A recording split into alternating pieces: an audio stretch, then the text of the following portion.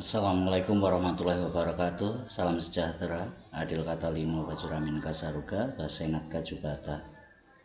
Jumpa lagi dengan saya Galuh Bayo Ardi di GP Channel. Kali ini saya akan membawakan untuk mata kuliah pengantar epistemologi antropologi pertemuan keempat. Oke, mungkin keempat ya. Nah, saya lanjutkan kemarin sudah beberapa waktu ini yang kita bahas adalah bagian-bagian dari paradigma. Kita telah membahas apa itu asumsi, apa itu value, model, fokus, dan lain sebagainya. Maka mari kita kali ini coba kita perhatikan slide-slide berikut, dan mungkin kita akan mulai langsung dari melanjutkan sudah pada bagaimana akhirnya implikasinya atau konsekuensi dengan paradigma tertentu kita akhirnya menuju pada metode pengumpulan data. Oke, di sini kita sering sebut metode penelitian, dan metode di sini bisa kita katakan adalah salah satu cara. Dan pada saat kita sedang penelitian atau ini merupakan lebih kepada yang akan kita bahas ini lebih kepada kegiatan mengumpulkan datanya. Oke, jadi metode penelitian adalah suatu cara yang digunakan untuk mengumpulkan data di sini. Sedangkan metodologi, ketika kita berbicara macam metodologi, itu merupakan sebuah ilmu atau susunan atau tatanan mengenai cara-cara mengumpulkan data, termasuk di dalamnya adalah merupakan jenis-jenis datanya, dan ada juga berbagai hal untuk mengumpulkan data dalam suatu penelitian, dan cara yang akan digunakan itu tergantung pada jenis data yang diperlukan. Jadi kita beranjak dari pertanyaan penelitian, lalu kemudian untuk menjawab itu pertanyaan penelitian tersebut, data yang diperlukan apa atau jenisnya seperti apa atau dengan karakteristik seperti apa data itu yang itu tergantung pada pertanyaan penelitian. Dan kegiatan ini adalah bisa berdasarkan data yang dikumpulkan tersebut berupa jumlah atau angka, atau dicatat sebagai angka, atau kemudian atas dasar diperlukan muncul beberapa metode seperti metode kualitatif, yang memang itu tidak akan sama persis, dan itu tergantung pada, sekali lagi kita kembalikan pada pertanyaan penelitian. Jadi memang ketika pertanyaannya memang menuntut sebuah jumlah, menuntut besar kecil, itu kita gunakan data-data kuantitatif. Lalu kemudian ketika itu memang dibutuhkan sebuah cerita, sebuah narasi, sebab akibat, alasan, hubungan antar konsep yang dijelaskan dengan kata-kata atau penjelasan logis, itu biasanya kita sebut data yang kita kumpulkan berupa data-data kualitatif. Kemudian di sini sebetulnya konon kabarnya banyak juga ilmuwan sosial budaya yang hanya mengetahui satu jenis metode saja, sehingga ketika karena hanya mengetahui satu metode saja, sehingga ketika melihat atau menggunakan metode lain itu dianggap sama, segalanya serba bisa dihitung, segalanya harus serba valid, segalanya harus berusaha objektif dan lain sebagainya. Padahal berbagai macam metode penelitian dan lain sebagainya itu masih cukup banyak, dan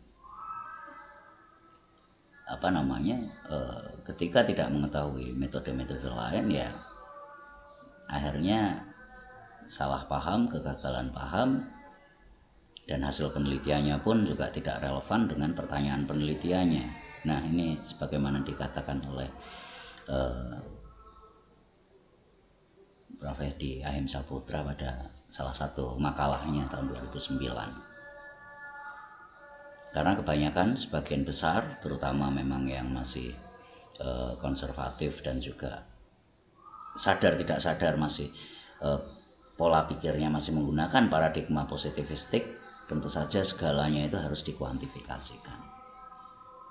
Kalaupun sudah menggunakan kualitatif, tapi tetap saja masih menyebutkan signifikan atau tidak, lebih besar yang mana, mewakili atau tidak, dan itu semua galanya tidak ada dalam penelitian kualitatif. Itu masih dengan paradigma positivistik yang skalanya harus terukur, skalanya harus general, dan lain sebagainya. Oke, berikutnya kita langsung pada penelitian atau pengumpulan data. Penelitian di sini ya memang kita artikan sebagai pengumpulan data. Oleh karena itu metode penelitian kualitatif dan kuantitatif tidak lain adalah metode atau cara guna memperoleh atau mengumpulkan data, baik itu kualitatif ataupun kuantitatif. Nah, ini kita akan mencoba untuk menelaah kembali data kuantitatif itu seperti apa. Di sini ditekankan bahwa data kuantitatif itu dikumpulkan dengan cara yang berbeda dari data kualitatif. Oleh karena ciri dan sifatnya memang berbeda, dan analisis terhadap data tersebut juga berbeda. Oke, di mana perbedaannya? Kita perlahan-lahan coba kita baca di sini. Data kuantitatif adalah data kumpulan simbol. Simbol, tapi jangan kuantitatif di sini. Simbolnya berupa angka-angka. Bisa huruf, angka, dan menunjukkan kuantitas, jumlah, besaran. Seperti misalnya jumlah penduduk, jumlah laki-laki dan perempuan, jumlah anak sekolah, jumlah rumah, jumlah tempat ibadah, luas sebuah kelurahan, padi yang dipanen per tahun, per bulan, per sekian bulan, maaf. Data di kuantitatif ini diperoleh bisa dari kantor statistik atau data-data statistik yang sudah ada, sudah tersedia. Bisa juga dikumpulkan dengan pencacahan, bisa juga, atau dengan menyebar kuesioner, dan karena nanti kuesioner itu akan dihitung pada akhirnya. Daftar pertanyaan yang diedarkan dalam suatu penelitian,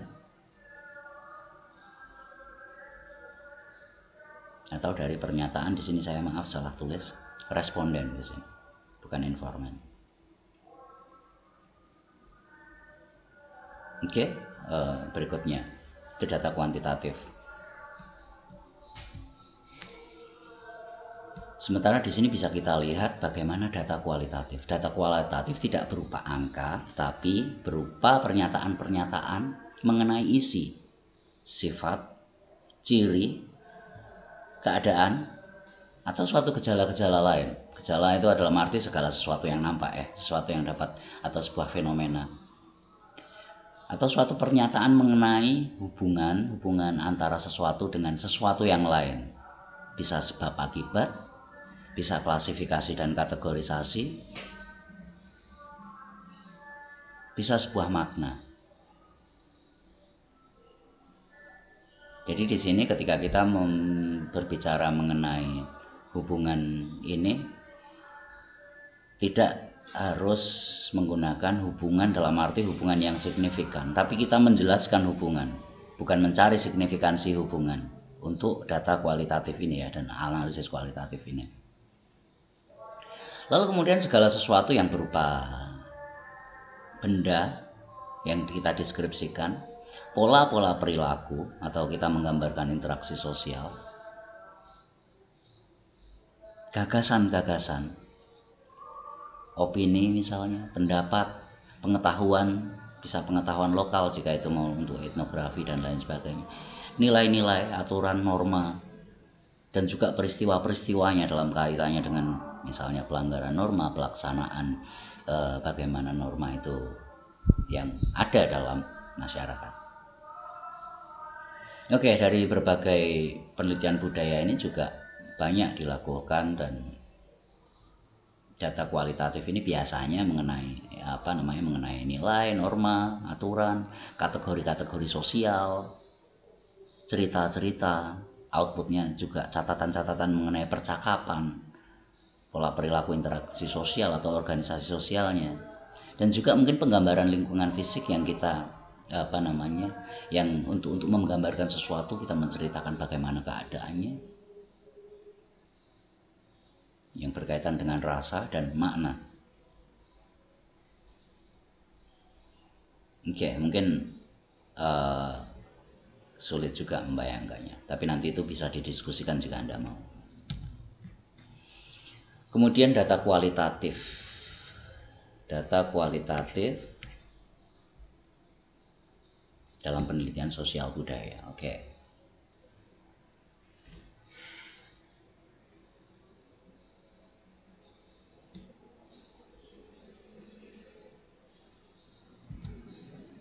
Nah, seperti ini. Ini ada sedikit diagram. Jadi dalam data, kalau misalnya ini jadi lebih singkat. Data kuantitatif seperti luas, jumlah, berat. Ini sebagai contoh ketika kita membahas luas wilayah, kampung, sawah, permukiman dan lain sebagainya. Jumlah penduduk, jumlah bangunan, koperasi, perusahaan. Berat misalnya hasil panen, berat badan. Nah, sementara untuk yang kualitatif di sini nilai bagaimana nilai atau apa yang baik dan yang buruk di sini. Pandangan hidup Anda seperti apa? Norma dan aturan yang akan digunakan seperti apa? Atau di sini ada enggak kategori sosial budaya? Seperti apa orang yang berstatus dianggap memiliki status tinggi, memiliki status rendah? Bagaimana konsep orang terhormat di sini? Lalu kemudian cerita-cerita mengenai baik itu cerita rakyat, folklore, atau selama ini di sini pernah terjadi apa saja. Lalu kemudian data yang kita peroleh dari sebuah percakapan bisa direkam, bisa kita langsung catat. Atau bahkan beberapa percakapan ini merupakan interview atau pertanyaan atau wawancara, atau kita FGD atau pertemuan dalam sebuah rapat yang itu kita gambarkan, kita tuliskan. Atau pola perilaku, apa yang dikerjakan seseorang di pagi hari, siang hari, malam hari, di hari libur, di hari besar dan lain sebagainya.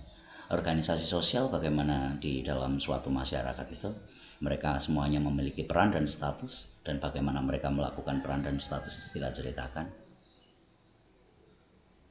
Lingkungan fisik seperti keindahan alam, kondisi alam, dalam arti kita tidak mengukurnya tapi menceritakan bagaimana keadaannya dengan bahasa yang netral, bukan bahasa yang relatif subjektif. Oke, bisa dilihat di sini. Walaupun sebetulnya lebih dalam lagi, tapi paling tidak untuk penggambaran yang paling mudah adalah seperti ini. Ini penggambaran yang sederhana dan memudahkan kita untuk di awal-awal. Tapi nanti berikutnya bisa kita bahas lagi, karena ada juga beberapa yang memang nanti pada analisisnya memang pertanyaan itu membutuhkan jawaban dari analisis data kuantitatif dan juga data kualitatif. Wow, sebentar, nampaknya terlalu kecil tulisannya.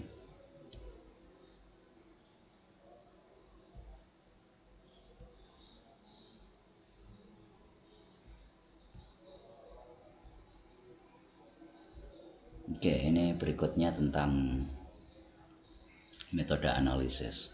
Oke, mungkin karena ini sudah hampir 15 menit, saya cukupkan dulu. Nanti metode analisis akan saya lanjutkan dalam pertemuan berikutnya, dan pertanyaan dan juga bisa diajukan melalui grup WA ataupun pada komen.